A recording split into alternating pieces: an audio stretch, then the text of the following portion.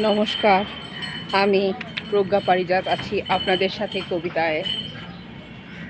রবীন্দ্রনাথ ঠাকুরের জন্য কবিতা আমি লিখেছি, আগামীকাল পাঠ করব। বৌদ্ধ ধর্মাঙ্কুরে 25শে বৈশাখ চলেছে জন্মদিবসের ধারা বহন করে মৃত্যু দিবসের দিকে।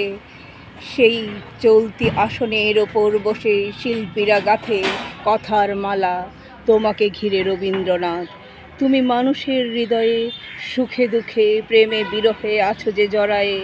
তোমারই মাঝে আছে শান্তি স্বস্তি, ঠিকানাবিহীন জীবনের ঠিকানা।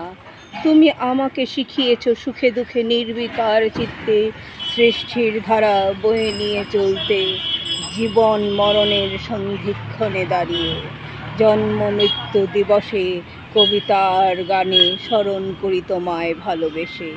পদাতিক পথিক আমি তোমাকে করি অনুসরণ, সুখে দুঃখে নির্বিকার চিত্ত আমার করে চলি সৃষ্টি শব্দ চয়নে, তোমাকে শক্তি রূপে স্থাপন করে হৃদয়ে। নমস্কার, ভালোবাসার সাথে আমি প্রজ্ঞা পারিজাত আছি আপনাদের সাথে কবিতায়।